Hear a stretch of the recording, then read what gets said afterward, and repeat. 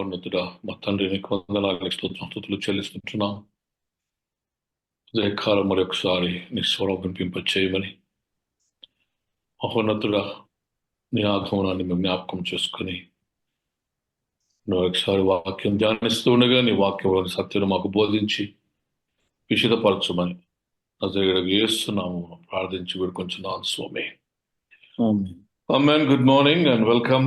God bless you. Happy Christmas for all of you. Thank you, Tanri. God bless you.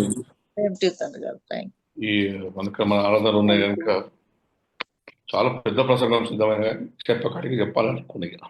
Thank you, same to you. But god bless you. ఈ కాలము పరిపూర్ణమైనప్పుడు యేసుక్రీస్తు ఆగమనం, his coming is our becoming. His coming is our becoming అనగా ఆయన ఆగమనం, ఆయన సమరూపం గల వారిగా మార్చబడుటకు దేవుడు మహామానవునికి అనుగ్రహించినటువంటి ఒక మహా గొప్ప కృప. It is this divine salvific plan. ఆయన రక్షణార్థమైన దైవ సంబంధమైన ప్లాన్ అది. ఈ ప్లాను దేవుడు తిరిగి తన చేతి పని అయిన సృష్టి యావత్తును సమాధానపరచబడి తనలోనికి తాను చేర్చుకోవడానికి దేవుడిచ్చిన మహాన్నతమైన ప్రణాళిక అని నేను మీకు జ్ఞాపకం చేస్తున్నాను. మొదటి మాట, సమయము పరిపూర్ణమైనప్పుడు అని ఉంటుంది. మనకు సమయం పరిపూర్ణమైనప్పుడు ఏంటి ఆ సమయం పరిపూర్ణమవుట? రెండు మాటలు జ్ఞాపకం చేసుకుందాం. అక్కడ రోమిలకు రాసిన పత్రిక 2:3 అధ్యాయం 3 వచనం, అందరూ పాపము చేసి దేవుడు అనుగ్రహించు కృపను పొందలేకపోయే సమయం ఆసన్నమైంది. అంటే మానవునికి పాప క్షమాపణ అనేది ఖచ్చితంగా చేసుకోవాల్సిన పరిస్థితి ఏర్పడింది. తిరిగి సమకూర్చుకోవడానికి అందరూ పాపం చేసి దేవుడు అనుగ్రహించే కృప పొందలేకపోతున్నటువంటి స్థితిగతులలో మానవ మాధ్యములోనికి దేవుడు దిగి వచ్చి తన కుమారుని ద్వారా దేవుని గూర్చిన జ్ఞానమును బోధించి మనకు దేవుణ్ణి ప్రత్యక్షపరిచినటువంటి విధానం. అనగా దేవుని ప్రత్యక్షత కొరకు సమయం ఆసన్నమైంది. ఒకడును నీతిమంతుడు లేడు. ప్రసంగిలో అంటాడు, రోమిలకు రాసిన పత్రిక 3వ అధ్యాయం 10వ వచనంలో కూడా ఈ మాట చెప్పబడుతుంది. ఒకడును నీతిమంతుడు లేడు, అందరూ పాపం చేసి దేవుని కృపను పొందలేకన స్థితి వచ్చింది. రెండోది, ఒకడును నీతిమంతుడు లేడు. తర్వాత ఏమంటాడంటే, యెషయా గ్రంథం 64:6లో చక్కని మాట అంటాడు, మేమందరము అపవిత్రులం వంటి వారమైతిమి, మా నీతి క్రియలన్నీ మురిగి గుడ్డ వలె నాయను, మేమందరము ఆకువలే వాడిపోతమి, గాలివాన కొట్టుకొని పోయినట్లుగా మా దోషములు మమ్మల్ని కొట్టుకొని పోయినని అక్కడ జ్ఞాపకం చేయబడ్డాయి. అంటే ఆ స్థితికి వచ్చేసింది. The reality of the human society. క్రియేషన్లో అతి ప్రాముఖ్యమైనటువంటి సృష్టి మానవుడే కనుక, సమస్తము మానవుని కొరకు దేవుడు సమస్తం చేశాడు కనుక ఆ స్థితి, సృష్టి యావత్తు స్థితి ఆ రీతిగా దిగజారిపోయింది.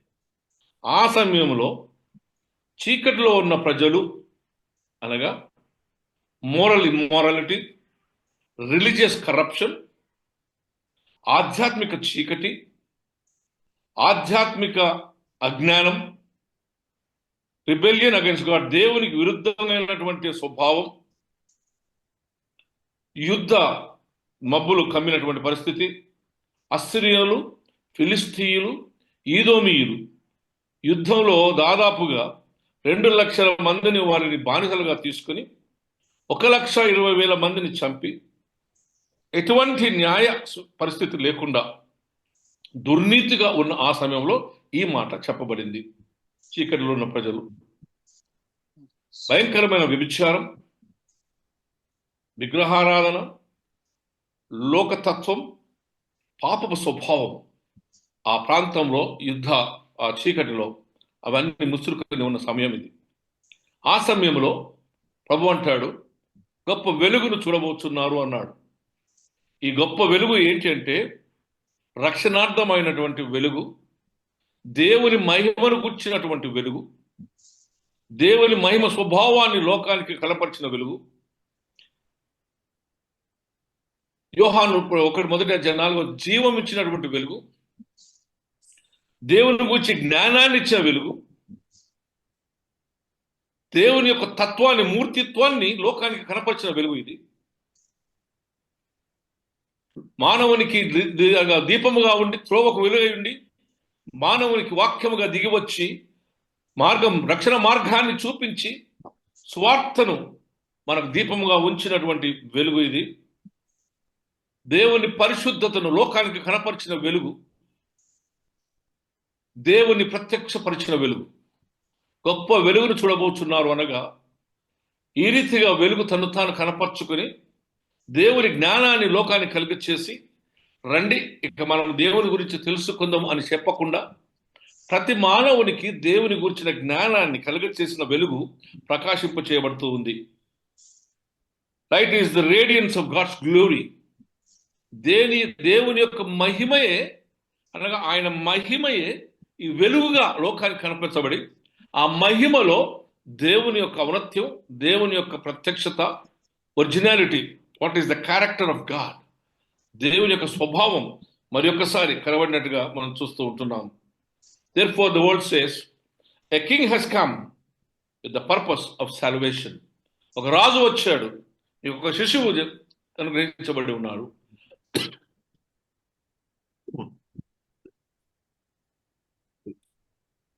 శిశువు జన్మిస్తాడని వాగ్దానం నెరవేర్చబడి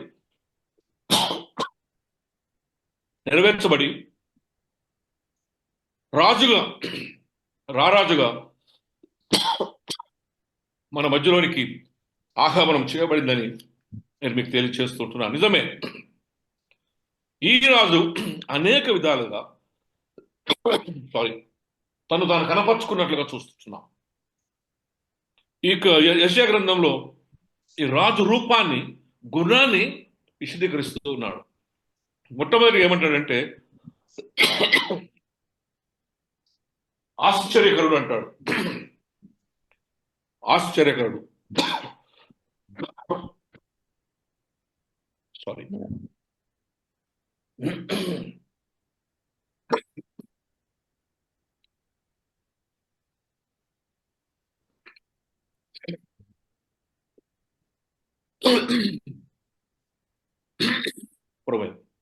ఆశ్చర్యకరుడు అంటాడు. ఇంగ్లీష్లో వండర్ఫుల్ గాడ్. ఈ ఆశ్చర్యకరుడు అన్న మాటకు గ్రీక్లో, హీబ్రూలో పేలే అనే మాట వాడబడేది. పేలే అన్న మాటకు అర్థం ఏంటంటే మిరాక్యులస్ మార్వలస్ గాడ్. ఏ మిరాక్యులస్ మార్వలస్ గాడ్ మనకు అందరికీ తెలుసు. మొదట his testimony is going to be wonderful.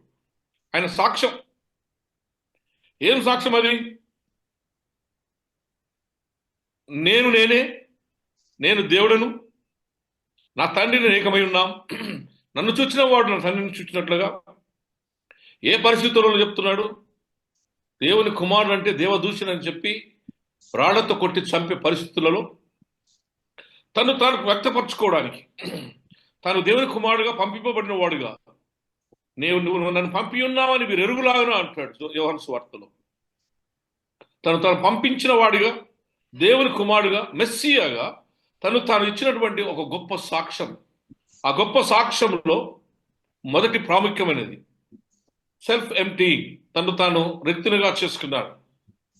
దేవుని కుమారుడయుండి అది భాగ్యమని ఎంచక తాను రిక్తునిగా చేసుకుని మరణము పొందినంతగా శ్రమనుంది తన దైవత్వాన్ని, తాను పంపింపబడినటువంటి ఆ యొక్క బాధ్యతను లోకానికి కనపరిచినాడు.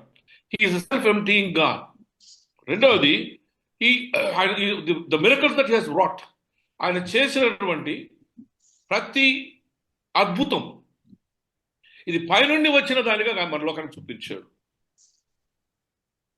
ఈ ఆశ్చర్యకరుడు ఏం చేశాడంటే, చేసిన ప్రతి అద్భుతంలో దేవుని యొక్క క్రియను చూపించాడు లోకానికి. నేను నా తండ్రి ఏకమై ఉన్నామని దాని లోకానికి చూపించాడు.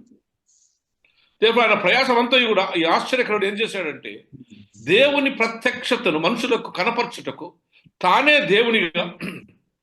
దేవుడై ఉండి ప్రజలకు వారి కనువిప్పు కలుగు చేయటకు దేవుడు మీతో ఉన్నాడు, ఇమ్మానుయేలుగా మనకు తోడై ఉన్న దేవుడని, మనతో ఉన్న దేవుడుగా తను కనపరుచుకున్న విధానాన్ని మనం అక్కడ చూస్తూ ఉంటున్నాం. తర్వాత నాట్ ఓన్లీ రిక్తత్వం కాకుండా he has come to serve but not to be served. పరిచర్య చేయించుకున్నట్టు కాదు కానీ చేయుటకే వచ్చానని చూపించాడు. విచ్ వాజ్ అగైన్స్ట్ అధికారం ఉంటే మనం ఎంతగా విర్రవీగుతామో ఆ అధికారాన్ని చంపాడు, అనగా లోక సంబంధమైన అధికారాన్ని చంపాడు. నక్కలకు బొరియలుండెను, ఆకాశ పక్షులకు గూళ్ళుండెను, మనుష్య కుమారునికి తలదాచుకున్నటకు ఇంతైన స్థలం లేని పరిస్థితుల్లో పుట్టాడు. రాజమందిరంలో కాక పశువుల పాకలో పుట్టి the very Kingdom of god, దేవుని రాజ్యం యొక్క ఔన్నత్యం వ్యక్తిత్వాన్ని చూపించాడు అక్కడ. అందుకే ఈజ్ అ వండర్ఫుల్ గాడ్. నక్కలకు బొరియలుండెను, ఆకాశ పక్షుల గూళ్ళు, కానీ ఈయన తలదాచుకున్నట్టు కొద్ది స్థలమైనా లేకుండా తృణీకరింపబడిన వాడిగా పుట్టాడు, పరిచర్య చేయువాడుగా వచ్చాడు, చివరిదిగా నశించిన దాన్ని వెలికి రక్షించడానికి వచ్చాడు. పోయింది పోనీలే అనుకుని విడిచిపెట్టలేదు. కానీ ఆయన ప్రేమ ఎంతో గొప్పదో వెదికి మానవుని రక్షించుకునడానికి తన ప్రాణాన్ని అప్పగించే ఒక తల్లి ప్రేమ చూపించాడు. ఒక తల్లి, ఒక కుమారుడు ఒక రోడ్లో నడుస్తూ ఉన్నారు. కుడి పక్క చూస్తే గొయ్యి, ఎడం పక్క చూస్తే నుయ్యి, వెనుకకు పోలేని పరిస్థితి, సన్న దారిలో నడుస్తున్నారు. ముందు నుంచి ఒక ఆంబో తూరుకొస్తుందట. తల్లి ముందు కురుకొచ్చి కుమారుణ్ణి వెనుకకు తోసి ఆమె మొదట ఆంబోతును ఎదుర్కొంటుంది. ఆంబోతును ఎదుర్కొన్నప్పుడు ఆంబోతును గట్టిగా పట్టుకున్నప్పుడు ఆ ఇద్దరు ఒక పక్కకు పడిపోగానే కుమారుడు దాటి వెళ్ళిపోతాడు. తన ప్రాణమును అర్పించి తన కుమారుణ్ణి రక్షించుకోగలిగింది. తన ప్రాణాన్ని అప్పగించి ప్రాయశ్చిత్తంగా రక్తము చిందించి తన కుమారుణ్ణి అనగా కుమార్తెలను ఆయన రక్షించుకున్న విధానం ఆశ్చర్యకరమైన ఒక గొప్ప సంగతి. ఒక సిద్ధాంతం ఏమంటాడంటే, he comes from the Father, he speaks for the Father, and he is with the Father. ఆయన తండ్రి నుంచి వచ్చిన వాడు, తండ్రి తరపున మాట్లాడినవాడు, ఆయన తండ్రితో ఐక్యపరచబడి ఏకంగా ఉన్నవాడు. కనుక ఆశ్చర్యకరుడు, ఆలోచనకర్తగా మన మధ్యకు వచ్చినటువంటి. he was wonderful because he has done these things beyond the human perception. మానవ జ్ఞానముకు మించిన వాటిని చేసి ఉన్నాడు. కనుకనే ఆశ్చర్యకరుడిగా మనకు జ్ఞాపకం వచ్చేవాడు. ఒక మాట చూద్దాం. అపోస్తల కార్యములు 4వ అధ్యాయం 30వ వచనం. అపోస్తల కార్యములు 4వ అధ్యాయం 30వ వచనం. రోగులను స్వస్థపరచుటకు నీ పరిశుద్ధ సేవకుడైన యేసు నామము ద్వారా సూచక క్రియలను మహత్కార్యములను చేయుటకును నీ చేయి చాపి ఉండగా నీ దాసులు బహుధైర్యంగా నీ వాక్యమును బోధించినట్లు అనుగ్రహించుము. నీ దాసులు నీ వాక్యమును స్వస్థపరచుటకును మహత్కార్యములు చేయుటకును అధికారం ఇచ్చిన దేవుడు కనుక ఆశ్చర్యకరుడు. God here we see sharing his authority, his personality with his people. తన బిడ్డలతో కుమారులతో అధికారాన్ని పంచుకున్నాడు. ఆశ్చర్యకరుడు. ఎందుకంటే he has done, ఆయన చేతులు చాచినప్పుడు దేవుని కార్యాలు ప్రజలు చూచులాగా ఆయన మనుషులతో పంచుకున్న ఆశ్చర్యకరుడైన దేవుడు. He leads with love. He leads us to eternal truth. ప్రేమతో నడిపించాడు, ప్రేమలోనికి నడిపించాడు, నిత్యమైన సత్యాన్ని చూపించాడు, ఆయనలో సరైన జీవితాన్ని చూపించి విధేయతను నేర్పించి నిత్య జీవానికి తీసుకుని వెళ్ళి ఉన్నాడు. కనుక ఆయననే ఆశ్చర్యకరుడు. రెండవ మాట ఆలోచనకర్త. ఇది హీబ్రూ భాషలో యాక్స్ అనే మాట వాడబడింది. యాక్స్, YATS, వ్యాక్స్ అంటే అర్థం ఏంటంటే he is a guide, he is a deliberate, he gives a clear cut advice, advocate, and is also a true revelation of God. దేవుని యొక్క నిజమైన ప్రత్యక్షత. ఆలోచనకర్త అనగా నిన్ను కౌన్సిల్ చేసేవాడు, నీతో మాట్లాడి నీ హృదయం ఒప్పించేవాడు. నేనే అని చెప్పిన ఆ దేవుని యొక్క ప్రతిరూపాన్ని మానవునికి మనతో ఉండి చూపించిన వాడు. నేనే I am the shepherd, I am the good shepherd, I am the bread, I am the life, పని నుండి దిగి వచ్చిన జీవాహారం అని నేనే అని చెప్పిన దేవుడు. ఆలోచనకర్తగా పరిశుద్ధాత్మ దేవుని యొక్క ప్రత్యక్షతను, సజీవుడైన దేవుని యొక్క ప్రత్యక్షతను వాక్యంలో మానవుని హృదయం తెరిచి, మనోనేత్రాలను తెరిచి, దేవుడు సజీవుడుగా ఉన్నాడని లోకానికి తాను కనపరుచుకునే దేవుని ఆత్మతో నింపబడిన వాడుగా, పరిశుద్ధాత్మ యొక్క కృపావరమును కలుగచేసి, ఎందరూ అడిగినను, ఎవరు అడిగితే వారికి ఇచ్చిన దేవుడు, అడుగుంటే మీకు ఇవ్వబడి అని చెప్పినటువంటి దేవుడు, ఆయన పరిశుద్ధాత్మను ఇస్తానని వాగ్దానం చేసిన దేవుడు. అనగా తను తాను ఆలోచనకర్తగా నీ జీవితంలో చేరి నీ మనస్సును స్వాధీనపరుచుకున్నాడు. ఆయన వచ్చినప్పుడు పాపమును గుర్చి, దేవుని నీతిని గుర్చి, దేవుని రాజ్యమును గుర్చి ఒప్పింప చేసి బోధించడమే కాకుండా తన ఆశ్చర్యకరమైన కార్యములను మానవ జ్ఞానంలోనికి తీసుకుని వచ్చి మానవునికి దేవుని యొక్క ప్రతిరూపాన్ని చూపించాడు. సదాకాలం మీకు తోడై ఉన్నానని, సదాకాలం మనతో ఉన్న దేవుడు, మనలోనికి వచ్చిన దేవుడు, మనకు తోడై ఉన్న దేవుడు. ఆలోచనకర్త అనగా ఇక్కడ పరిశుద్ధాత్మ యొక్క జీవిత విధానం. పరిశుద్ధాత్మ యొక్క జీవిత విధానం. You can see even in these words the clear-cut descents of coming Father, the Son and the Holy Spirit. తండ్రి అయిన దేవుడు, కుమారుడైన దేవుడు, పరిశుద్ధాత్మ అయిన దేవుడు, ఆశ్చర్యకరమైన దేవుడు. ఇప్పుడు మళ్ళీ నెక్స్ట్ మనకు బలవంతుడైన దేవుడు కూడా వస్తాడు. ఆలోచనకర్త అయిన దేవుడు, పరిశుద్ధాత్మ అయిన దేవుడు. దేవుని బిడ్డలారా, ప్రతిదీ కూడా మనకు అడ్వైస్ చేస్తూ, పరిశుద్ధాత్మ వచ్చినప్పుడు మేము సర్వసత్యంలోనికి నడిపించును. పరిశుద్ధాత్మ నేను మీకు బోధించిన సంగతులన్నీ మీకు బోధించి నన్ను గూర్చి సాక్ష్యం ఇస్తుంది. యేసు ప్రభువుని గూర్చిన సాక్ష్యం పరిశుద్ధాత్మను కలుగ చేస్తుంది. Christmas is not just celebration of పశువుల పాక క్యారల్స్ కాదండి. You see this, it is a celebration of salvation, celebration of God's love, celebration of God's righteousness, celebration of God's presence with us. మనలో ఉన్న దేవుని యొక్క ఉత్సవం ఇది. Many Christian communities, many Christian churches are limiting ourselves to the celebration in the manger. But Jesus is not in the manger. యేసు ప్రభు పశువుల పాకలో లేడు, దాటి వెళ్ళాడు. As we celebrate Christmas for the 2024 times, 24th time, remember where your Jesus is. He is that same manger in your heart. Has your heart become the center of God's birthplace? దేవుడు సజీవుడుగా నీ హృదయంలో జన్మించున్నాడా లేదా ఒకసారి ఆలోచన చేయండి.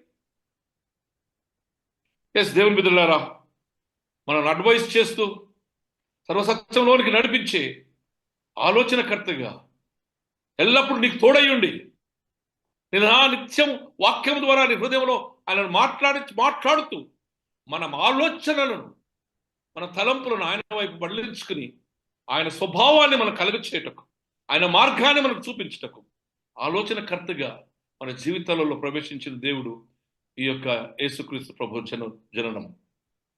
బలవంతుడైన దేవుడు. ఏంటి బలవంతుడైన దేవుడు? హీబ్రూ మాట గిబ్బోర్ అనే మాట వాడబడింది. Conquering god. Conquering god. నేను కాంకరింగ్ గాడ్ గురించి ఆలోచన చేస్తుంటే నిజమే కదా, యెహోవా నా కాపరి, నాకు లేమి కలుగదు. He leads me to the green paths, to the still waters. నేను గాఢంధకార లోయలో నడిచిన నాకు ఏ అపాయం రాదు. కారణం ఏంటంటే ఈ బలవంతుడైన దేవుడు నీ మార్గం సరళం చేశాడు. యుద్ధం అవుతా ఉంటే ఫస్ట్ కమాండర్స్ వెళ్తారు. Commanders will be in very strategic places. Snipers ఉంటారు. యాక్చువల్ చేసే సోల్జర్స్ వెనక్కి వస్తుంటారు. యుద్ధం సిద్ధం చేయబడి, భూమి మొత్తం సిద్ధం చేయబడుతుంది. వార్ ప్లేన్స్, ట్యాంక్స్ అన్ని ఎవరి ప్లేస్ లో వాళ్ళు ఉంటాయి. ఆ రీతిగా దేవుడు మానవుని రక్షణ నిమిత్తమై ఆయన సిద్ధము చేసి ముందు నడిచిన దేవుడు. అందుకే సైన్యంలో అధిపతి యెహోవా మాకు తోడుండగా మాకు విరోధి ఎవడు అంటాడు. ఈ బలవంతుడైన దేవుడు ముందు నడిచే దేవుడు. దావీదు కీర్తనలు 45వ దావీదు కీర్తన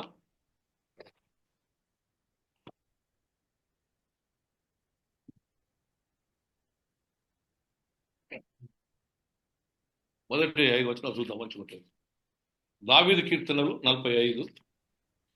ఒక దివ్యమైన సంగతితో నా హృదయం బహుగా ఉప్పొంగుచున్నది. నేను రాజును గూర్చి రచించిన దానిని పలికెదను. నా నాలుక త్వరగా వ్రాయువాని కలం వలెనున్నది. నరుల కంటే నీవు అతి నరుల సుందరుడవై ఉన్నావు. కంటే నీవు అతి సుందరుడవై ఉన్నావు. నీ పెదవుల మీద దయారసము పోయబడి ఉన్నది. దయారసము పోయబడి ఉన్నది. కావున దేవుడు నిత్యము నిన్ను ఆశీర్వదించును. ఉమ్. శూరుడా శూరుడా నీ కత్తిములను కట్టుకొనుము. నీ కత్తిములను కట్టుకొనుము.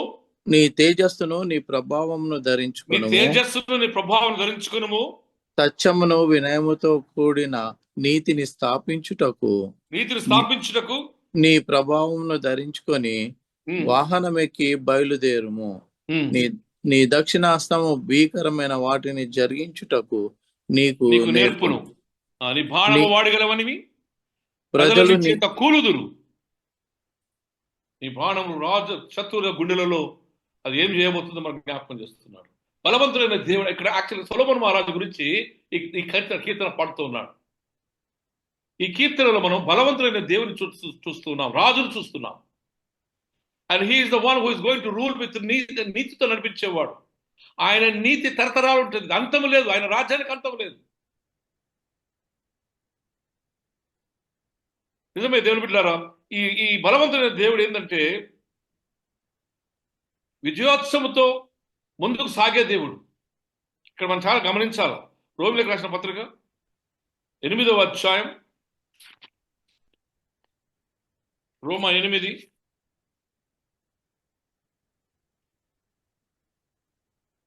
31వ వచనం చూద్దాం.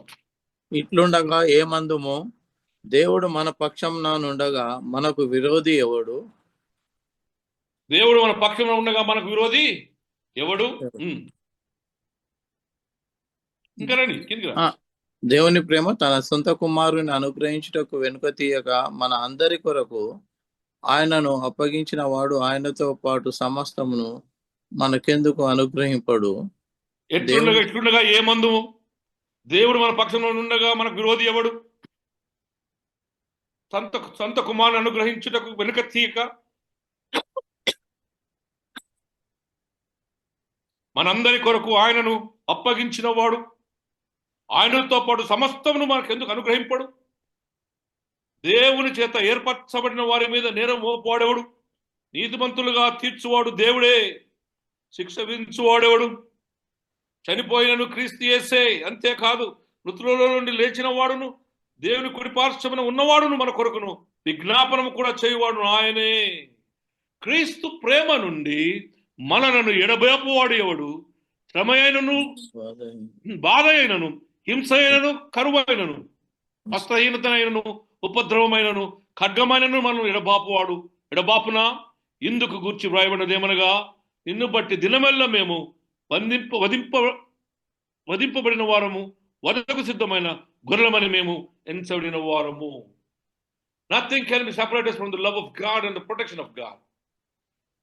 ఎంత బలవంతులు అక్కడ జ్ఞాపకం చేస్తుంటున్నాడు మాటలు కదా.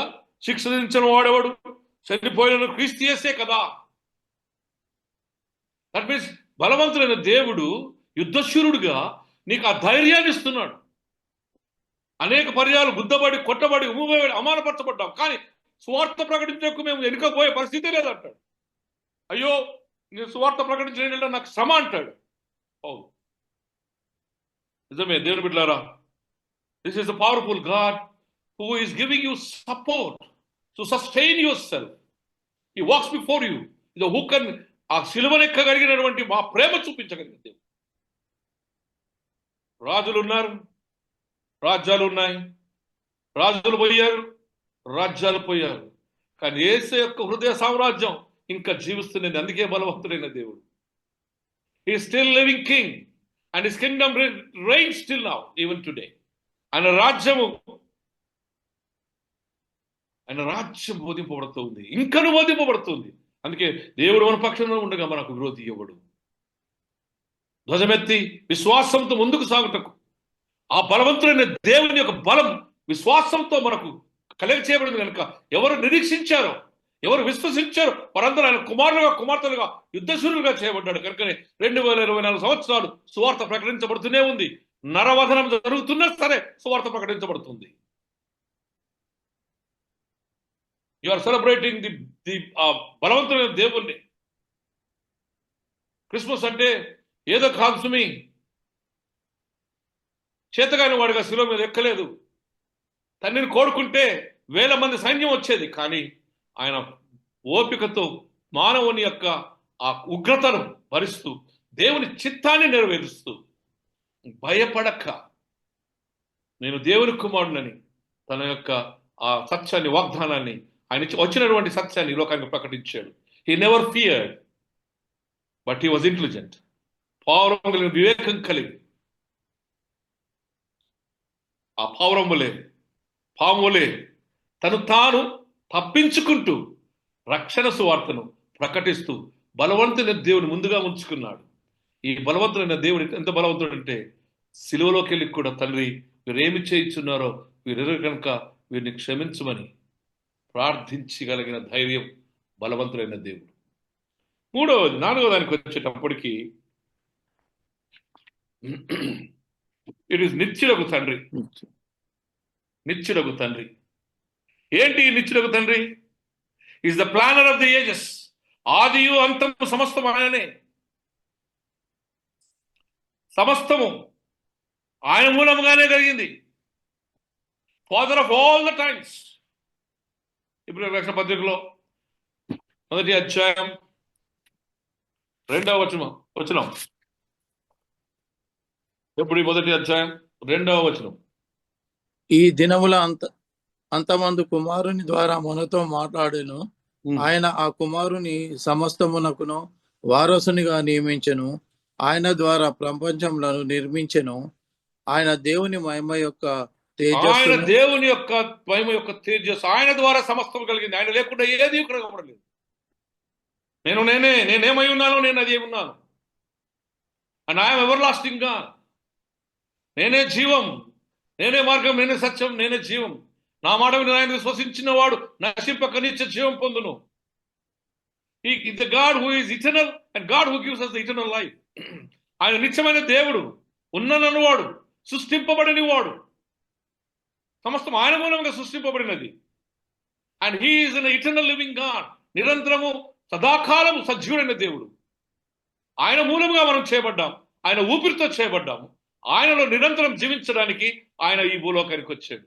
మానవుడు పాపం చేసి పాపం ద్వారా తన మరణాన్ని సక్రమించుకుని ఉండగా ఆయన నిరంతరం ఉన్నాడు కనుక ఆయన దత్తపుత్రాత్మ ద్వారా మనందరినీ కుమార్తెలుగా స్వీకరించి మనమందరము ఆయనలో నిరంతరం జీవించలాగున ఆయన ఆ వెలుగును మనలో ప్రకాశింపచేసి మనము వెలుగుమయమైన జీవితం జీవించి వెలుగుగా లోకానికి కనబడడానికి మార్చిన నిత్య దేవుడు. పైనుండి వచ్చిన జీవాహారం నేను ఇచ్చి ఈ ఆహారం తిన్నవాడు ఎన్నడను ఆకలి గుణని ప్రభు మనకు జ్ఞాపకం చేస్తున్నాడు. ఎస్ మై డియర్ చిల్డ్రన్, నిత్యుడకు తండ్రి అన్న ఉద్దేశం ఏంటంటే ఆయన ద్వారానే సమస్తం, ఆయన ద్వారానే జీవం, ఆయన ద్వారానే. ఎందుకంటే he is an everlasting God. 14 యోహాను సువార్త 14వ అధ్యాయం 6వ వచనం ఏమంటాడు? యేసు నేనే మార్గం, సత్యం, జీవము. నా ద్వారా తప్ప ఎవడు తండ్రి యొద్దకు రాడు. మీరు నన్ను ఎరిగి ఉంటే నా తండ్రిని ఎరిగి ఉందురు. ఇప్పటి నుండి మీరు ఆయన ఎరుగుదురు, ఆయన చూచి ఉన్నారని చెప్పాను. ఫిలిప్ అన్న ప్రశ్నకు ఎరగవా, చూస్తావా నువ్వు? You have been with me. He is an everlasting God. Not only powerful, not only a counselling God, not only wonderful God, but is an everlasting God. నిత్యము నిత్యము నీ దగ్గర నీతో ఉన్న దేవుడు, సదాకాలం నీకు తోడై ఉన్న దేవుడు. Is available God all the time. ప్రతి విషయంలో నీకు అవైలబుల్గా ఉన్న దేవుడు, అందుబాటులో ఉన్న దేవుడు. అడుగుడి మీకు ఇవ్వబడును, వెదుకుడి మీకు దొరుకుతుంది, తట్టుడి తీయబడతారు, అడుగు ప్రతివానికి ఇవ్వబడుతుందని చెప్తున్నాడు దేవుడు. ఒకవేళ పిల్లలు తండ్రిని అడిగితే మంచిది ఇస్తారు కదా, వారికంటే గొప్పది నేను పరిశుద్ధాత్మ మీకు ఇస్తానంటున్నాడు. Which will mend your life, which will lead your life, which will make you available to god. దేవునికి అందుబాటులో ఉండే జీవితంగా కలుగ చేసే పరిశుద్ధాత్మ నేను మీకు ఇస్తానని ప్రభు మనకు జ్ఞాపకం చేస్తూ ఉంటున్నాడు. నిజమే దేవుని బిడ్డలారా, is all time available god అంటగా అన్ని సమయంలో అందుబాటులో ఉన్న దేవుడుగా మన మధ్యకు వచ్చాడు. దాన్ని ఒమ్నిసియన్స్ అంటాం. అంటే సర్వంతర్యామిగా ఎక్కడ ఉంటే అక్కడ తను కనపరుచుకునే దేవుడుగా. ఆ నిత్యుడకు తండ్రి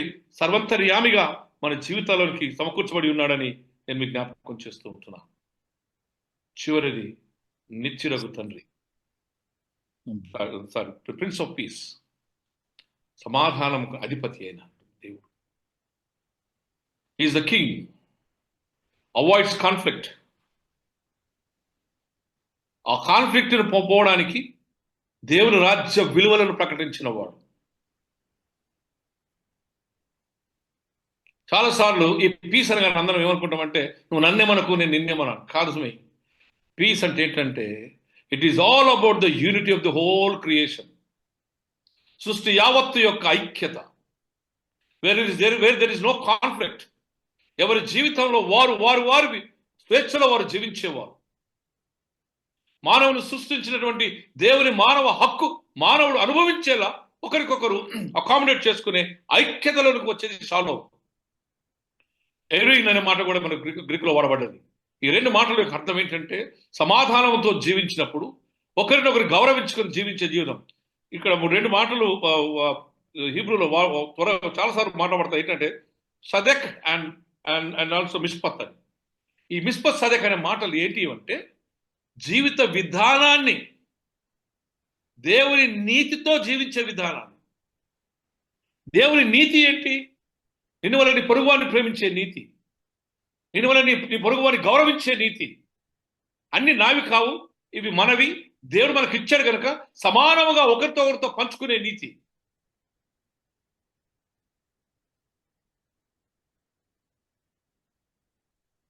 మిస్పత్ అనే దానికి మిస్పత్ అనే మాటకి యు లివ్ బై రూల్.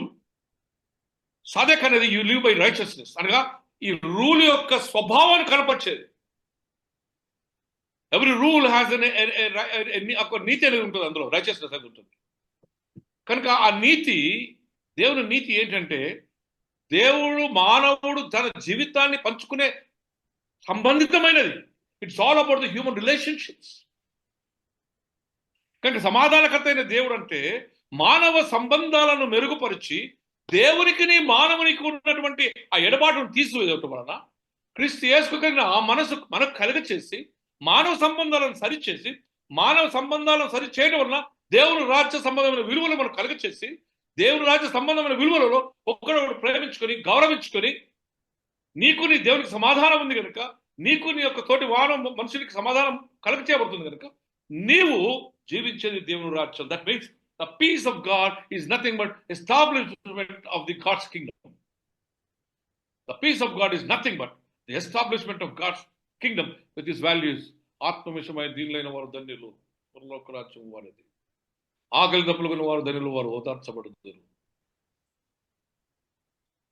చక్కని నా నిమిత్తం జనులను మిమ్మల్ని హింసించి శిక్షించి ఈ అబద్ధ సాక్ష్యంలో పలుకున్నప్పుడు మీరు ధన్యులు, మీ నిశ్చయంగా మీరు మీ ప్రతిఫలం పొంది ఉన్నారు. What a wonderful peace of the Prince of Peace. First, reconciliation between God and the human. మానవునికి దేవునికి మధ్య సమాధానం.